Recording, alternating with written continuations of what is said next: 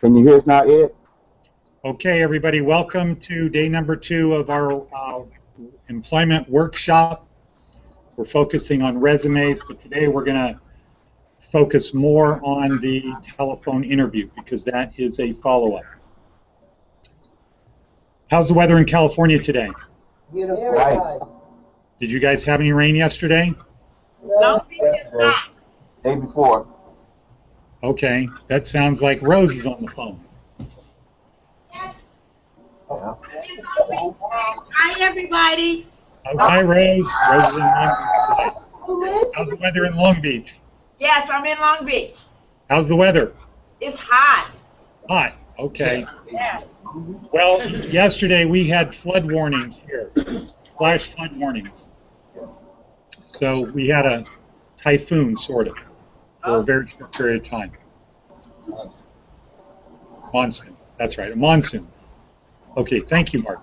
Okay, so let's see. We're going to talk about the interview process as part of the resume.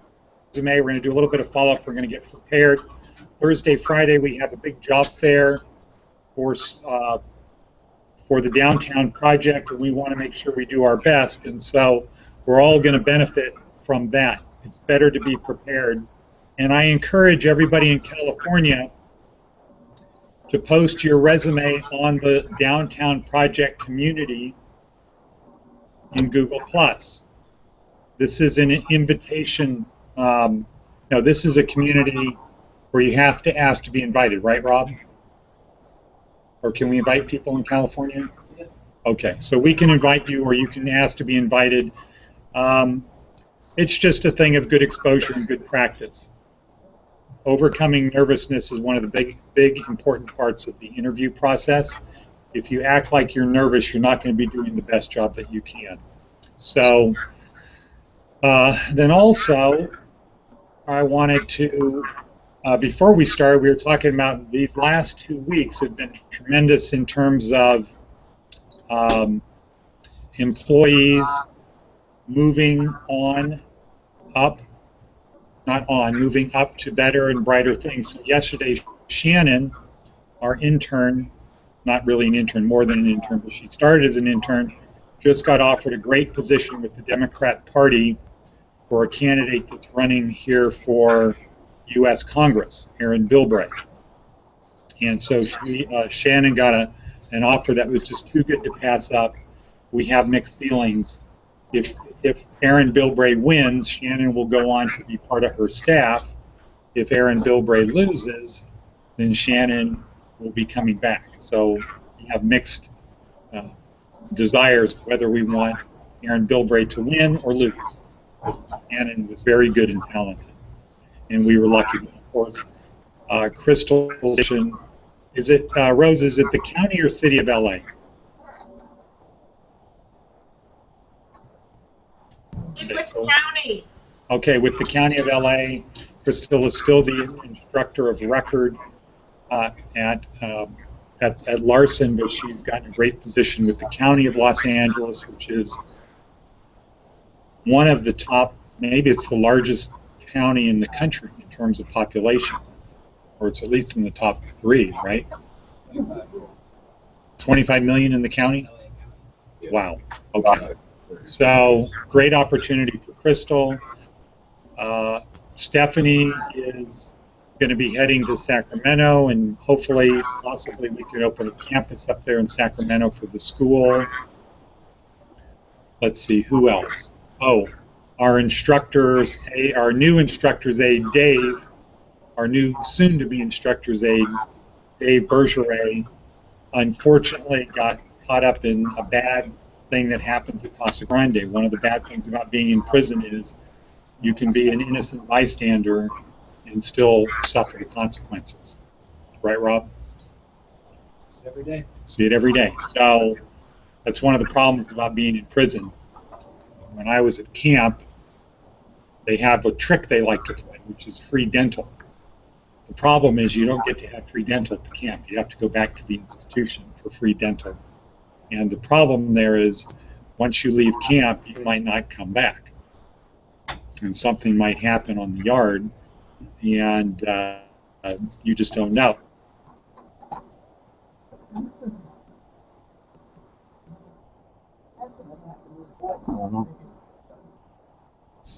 So, Okay. and they got in trouble with the Supreme Court because medical was so bad. So now the pendulum went the other way. But nothing is ever as nice as it seems. So, hey, great dental. You just have to leave where you are. But most people don't do it. And if they have a cavity, they end up having their tooth pulled out. You get ibuprofen, and it's all bad. So, so anyway, Dave got caught in a something that wasn't good. Not that he was involved in it, but he just got thrown into the net, and so unfortunately, that's where we are with Dave. And that means for other employees, other students, Larson Training Centers has a tradition of having students become instructors. Rob here is that. Stephanie was that. Rose, you were a student, weren't you? Yes. Yes, I was, Ed. Okay, and that was how many years? Excuse How many? 18 years ago.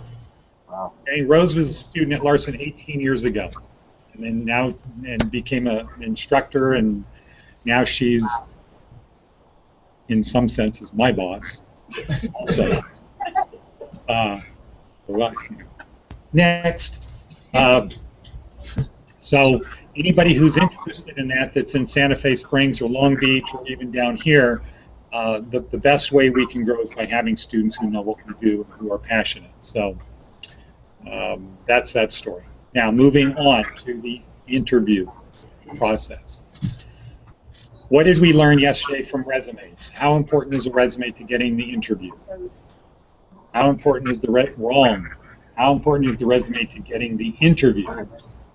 It's close to 100%. I mean, especially if you don't know them. So now, Joanne, how important is the resume to getting the interview?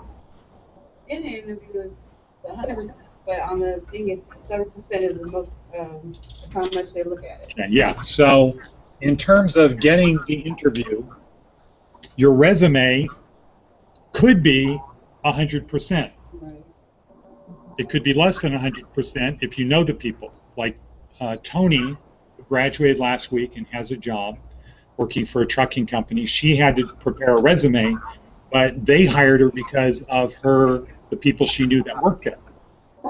So she used her relationships, but they needed the resume. The resume, in that case, was only 7% probably, because the interview was just are you the person that these people who work here said you are?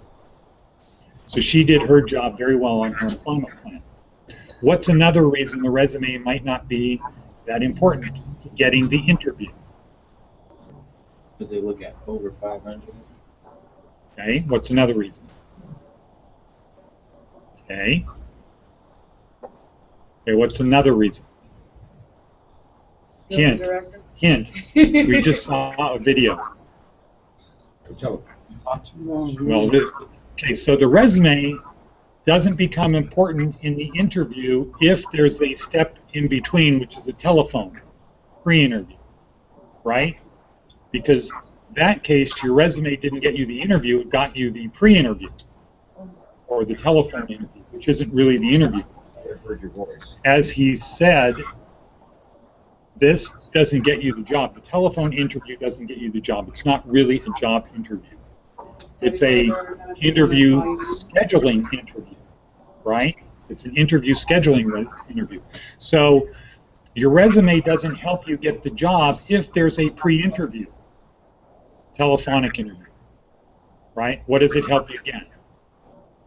It gets you the pre-interview. Your resume gets you the pre-interview. Who was in here when Josh Lighton was here speaking from Wyndham? One person. Billy, you were here. Rob was here. Were you here, Marion? Gabby, were you here? Okay. So a couple months ago, somebody from Wyndham Resort Properties was here who's in the HR department, does hiring, specific hiring guy, talking about hiring there, and they do these pre-interview telephone calls. Why do they do it? Oh, gosh, I remember these had Oh, said really? some, You had to talk to the phone. You had to get through to check your phone. Well, in some cases they do, but not everybody who works at Wyndham is a phone job. Okay. They want to hear your voice and your enthusiasm because those are people that sell on timeshares, right? Okay, well, some of the people there are. Okay, but that's a good reason, but that's not the fundamental reason. The fundamental reason is contained, okay, hint, the fundamental reason is contained in the comments for today, which people here don't have the time to read because we have a booked up thing. So we're going to have to make time for you to be able to read the comments, the notes for today's talk every day before the class. The reason is, what the internet, it used to be, how did you used to get a job? You read an ad in what? Newspaper. You read an ad in the newspaper.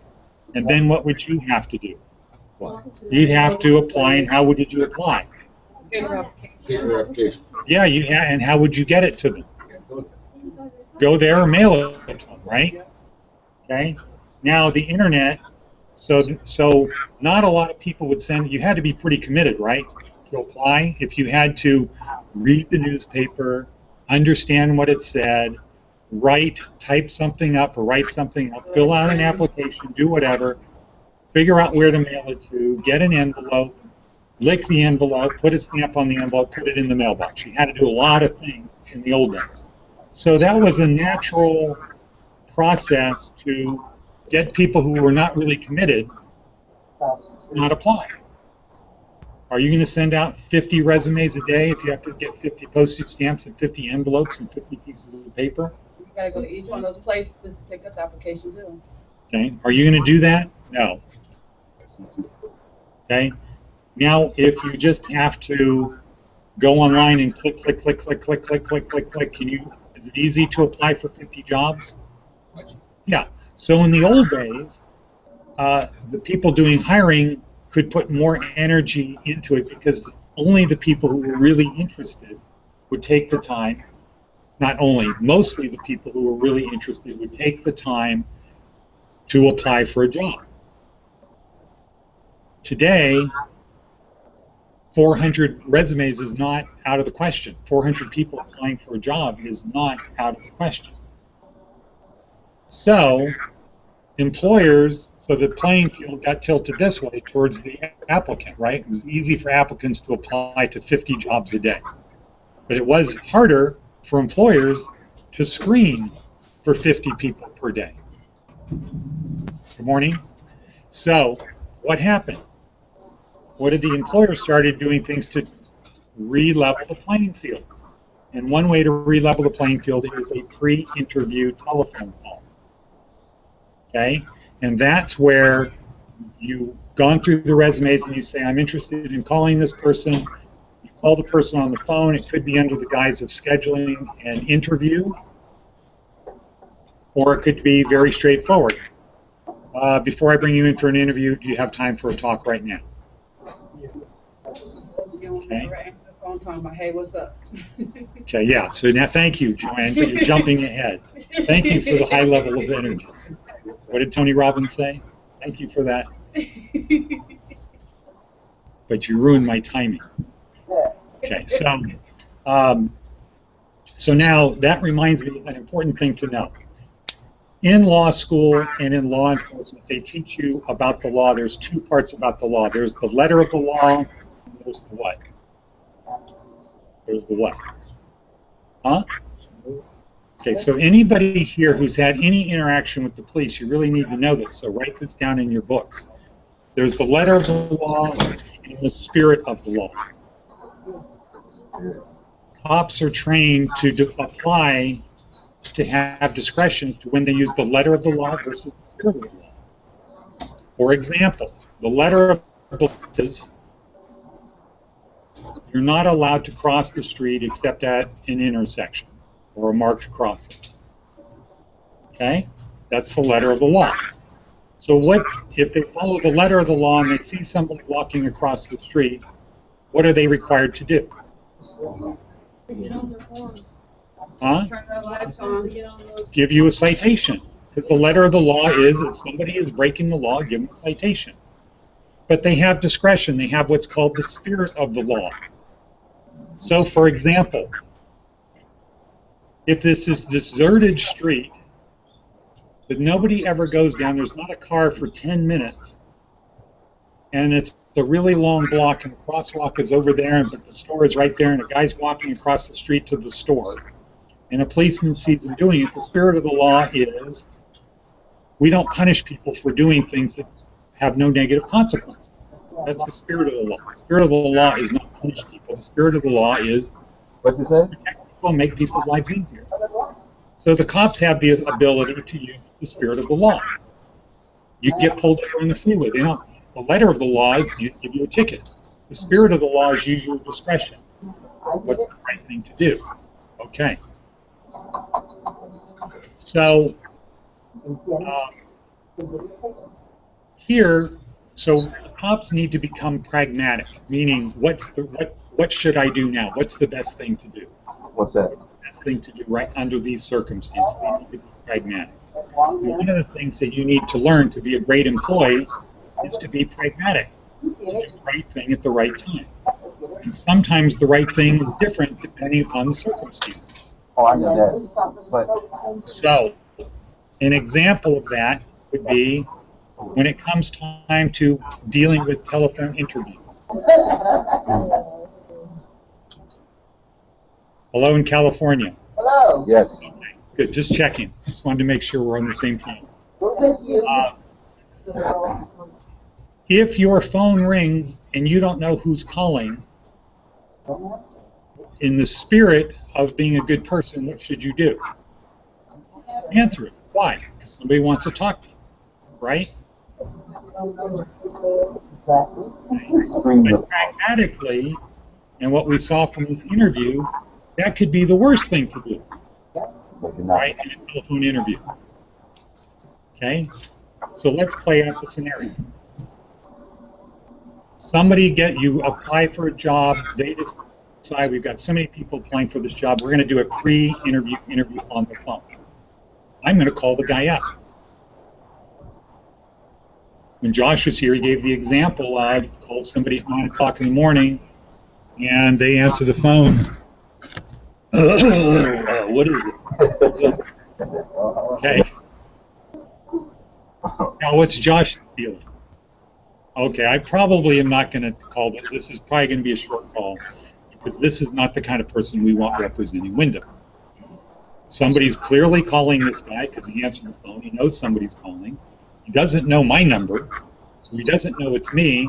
So what kind of a person would answer the phone to a stranger, knowing it's a stranger, and answer the phone like that?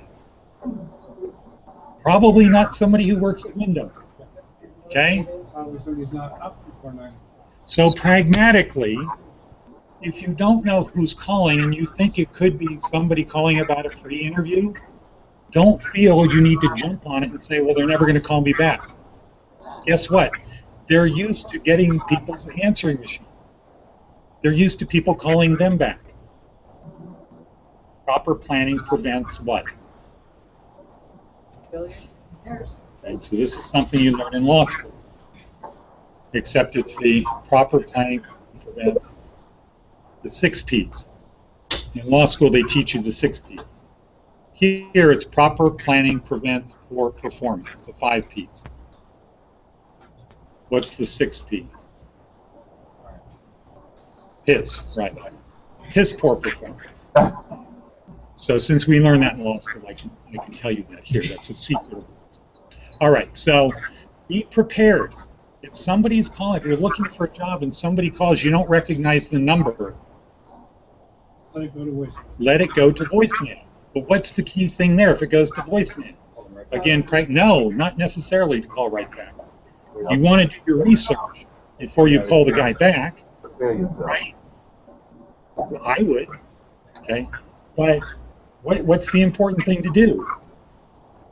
Make sure your voicemail recording is what? Proper. Yeah. Professional. Don't have a voicemail say, what's up, dude? Hey, dog. Invite. Hey, dog, what up? Oh, yeah. Don't do that, because that's probably not the kind of person that works at Wyndham. And it's certainly, most likely, not the kind of person that works in the downtown project. Now, Google Voice, which we've studied, we're going to go back and do. Google Voice is a great tool for that. Okay, you're looking at me like you don't know what I'm talking about. Oh, well, you shouldn't know what we're talking about because you haven't done Google Voice yet. So Google Voice is an app. And the thing about Google Voice that is fantastic and unique and great is you can leave customized greetings. So what you do is you put all of your friends, family, whatever, into a circle, and you create a recording for them. So it could be, hey dog, what up? Because you know all the people calling are dogs, right? They're your road dogs, okay? Road dog Spock, man's best friend. And everybody else gets a different greeting. If you know the phone numbers of your employers or prospective employers, you can put them in a circle that says, Wyndham Hotels, thank you for calling. I've been waiting for your call. I'm anxious to meet you. This is a high priority. Unfortunately, I just can't take your call right now. Leave me a convenient time for me to call you back, or something like that. They're going to be blown away by the fact that your answering says Wyndham Hotels. So in Google Voice, so your resume should have a Google Voice number on it. Okay, we'll get to that later. But if you don't have a Google Voice, you need to make sure, if you're serious about getting a good position, that your voicemail doesn't blow you out of the water like the guy said there. The purpose of this is to weed out the people we don't like. If you answer the phone and you answer it in an unprofessional manner, that is going to partially weed you out. Now the guy's got his hand on the weed. Yeah. The tape is about using the camera. Okay, so, but what did I write down? What did I write down? Yeah, if it's a bad connection. Okay, this is Las Vegas. He's calling from Iowa. Okay, they might have bad connections in Iowa. I don't know. But if you have a bad connection, but what I would say is, if you don't know who's calling, and you think it could be a prospective employer, don't answer the phone. Take advantage of the situation. Okay? Yeah, of course. They're professional. Wyndham Hotel, I wanted to talk about an interview. Can you call me back at your earliest convenience? If they don't do that, then you really probably don't want to work there anyway. Okay, they're trying to find somebody. They're not going to do, well, I'm not going to leave a message. I'll call them back again and hope I will. So anticipate they will say something, this is who I am, I want to talk to you. Now, what should you do before you call them back? Right? Prep for it. Right, Justin said prep for it. And what does that mean? Marion said research. So what are you going to research? The company. I know who you're talking to. What else? Okay, what are they going to do to research you? They already have. What do they do? What else do they do? What if you didn't have any references? They might do a Facebook to see who you are on Facebook, right? We all know that. Okay, so fair game. Turnabout is fair game, right? Fair play. This is Josh Layton calling from Wyndham Resorts. Boom, Google search, Josh Layton, Wyndham Resorts. Let's say you get his Facebook, and it says, I love fly fishing in Idaho. And you've gone fly fishing in Idaho. Good idea or bad idea to be able to bring that up? Good idea. It depends. Yeah. Okay? What Depends. it's like.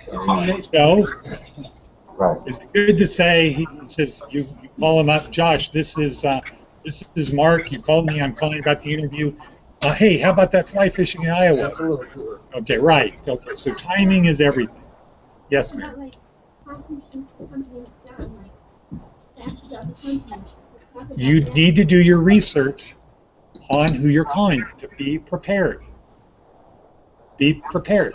If you don't know who's calling, repress the impulse of immediate gratification of having to get things done. We'll see this TED Talk with Simon Sinek where he says things like this, people do them because it releases dopamine. You have your to-do list, and the people love checking off the things they do, because every time you check something off a to-do list, it releases dopamine, which makes you feel good. No, it's a chemical your brain creates. So people who feel this compulsion, my phone is ringing, I must answer it. It's probably because of dopamine. They want that dopamine, that little dopamine rush. Repress that impulse to answer the phone. They're used to people not answering the phone. They will leave their number before you call them back. Do your research. Who's the company? Reread the ad. We talked in here. You know, the ad, when he's talking about don't listen, what did he say? When he said people don't listen, he didn't say don't listen. Oh, because they're not thinking about what the guy's asking. Yeah, they're not thinking about what the guy's saying or asking. They're thinking about what they're going to say next. If you listen to what people are saying, or if you read the things they write, they always give you clues, which is why on our tests on Friday, which you guys haven't seen, but our Friday test, at the very beginning, it says follow the instructions. 50% of this is a result of your performance is probably going to be a result of reading the instructions. And just a little hint number 3, I have been known to give trick questions. That's what I was just thinking. Okay? Guess what? They do too. They do too. Do you think they're going to call you up and say the purpose of this call is to weed out people who we might not be interested in? No. What do they say? Set a time for an interview. What can you tell us about yourself? Okay? So be prepared. Be prepared. Now, another thing he brought up that was very good was having your notes. Good morning, Keanu. How are you? Okay. Have answers to the questions you know that everybody's going to ask. Have them written down. Why write them down? Sort of. Okay, why do we write things down? Remember them. Well, sort of. Sort of. That would be the other side of the coin. We write them down so we remember. And if we remember, we don't forget. Okay? We write things down because we want to remember them, because they're important. That's why everybody has a book that everybody should have open and not drawing in. Just a little bit. Okay. Now, see, I take it that you do this American Indian native thing where they do these little beads and they create a story based upon how the beads are woven and the strings. So I take that's your doodling. I take that's what your doodling is. But a more effective way to remember is what? What would you guess? I got like good picture memory, so like I'll write down a picture Of what and you're then I'll saying. remember what we were going through. So, okay, so that's a good skill. A better skill is to take notes by writing words. That's a better But skill. what if you can't spell the words in your class? Guess what? They have this thing called shorthand. I don't even know what that is. That's old. That's And thus, it doesn't exist. That's old. Okay, so again, what I stress to everybody is use your books, take notes because you want to remember. It's not so much that you're going to forget, because forgetting means what? What do you have to do in order to forget something? Not remember it. No, what do you, right. Not think about You it. have to start by knowing it first. You can't forget something you never knew. And if you're not paying attention, you're probably not hearing anything. The memory doesn't come into play. or it's like that cartoon where you're just hearing wah, wah, wah, wah, wah. It's just background noise. Charlie Brown syndrome. Okay? So having to write things down forces you to do what? Remember. It becomes conscious in your brain at that point. Now, some people are so good and they get in the zone of taking notes that they don't even know what they're writing. And they're missing other information. They're not missing information because they're writing every single thing down. Okay, do you think a court reporter can repeat what they just heard? No, they read it. They're so good, they're just brain, hand, they're going at 200 whatever words per minute that people are talking, and being able to say, this guy said that, he said that, all of this stuff. They're just mind meld between their machine and their brain. But for our purposes here, the habit to get into is to remember stuff. That's why we do our Friday exercise, is to get in the habit of remembering, because if you don't remember things, it's the same as not knowing. If you don't know, then you're always trying to figure things out on the fly. And that's what separates great civilizations and people, is because they have records of things they wrote. The Roman Empire, from 500 BC past the time of Julius Caesar. Anybody remember within 100 years of when Julius Caesar was born, other than Rob? Yes. Okay, so Matt says 300 AD or BC. Okay. Anybody in California? Okay, now what is everybody supposed to be doing right now? Listen. No. No. Correct. Correct. You need to be able to get information quickly. Okay, Victoria, when did Julius Caesar live? Long time ago. Huh? A long time ago. You type, when was Julius Caesar born? A long time ago. Here's a fact that you need to know. Probably one of the most important people in the history of the world was Julius Caesar, and nobody knows him. Why? I know. Because they didn't pay attention in school. Correct. That's when he was born. Okay. But Keanu said it first. Okay, he was born in 100 BC. When did he die?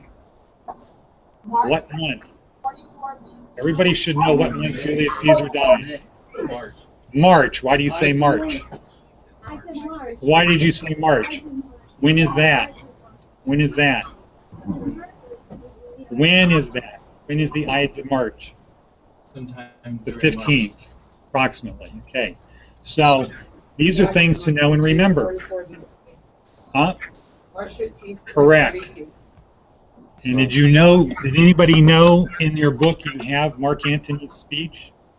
I believe. Friends, Romans, countrymen, lend me your ears. Bringing anything with anybody? I come to bury Caesar, not to praise him. Huh? Yeah, Mark Antony. Okay, so you have to earn this. Did I earn it? I don't remember, but that's a different topic. Okay, so what's the wrap up for today? Because it's break time. I have to get to Catholic Charities.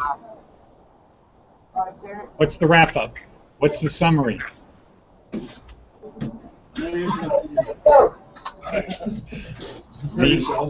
Okay. Be prepared every day. Okay. Be prepared. What do you say there, Victoria? Said be prepared and take notes. Okay. Fernando. Is Fernando there? No, he's not. He just stepped Step out to a the moment. restroom. He's where? Just stepped out a moment. Oh, that's too bad, because I wanted to congratulate him on his continued great work on Google+. And we're getting ready to stump him because of food porn. Okay, so the takeaways from today are: be prepared for a pre-interview, telephonic pre-interview. Be prepared for that. And how do you get prepared? No. Focus. No. Sure. One way to be prepared is you write down responses to the most common questions. How do you know what the most common questions are? Remember your prior interview. No. You listen. And follow instructions. No. Prepare. How do you know what the most common questions are? No. How do you know what the most common questions are? Sense questions. You do a YouTube search, and you can watch a video. Oh, I didn't hear you. Sorry. That's why I didn't say no to you. Oh, okay. Everything is available, virtually everything is available on YouTube. Hint number 4. That's why we watch YouTube videos every day for this class. Everything is available. We could have watched one today of what are the most common questions you're always going to be asked in an interview. So what you got today is a professional saying, have written responses. The guy asks you the question, oh, that's question number 5. Here's my written response. I have it perfect. What's the goal of the pre-interview?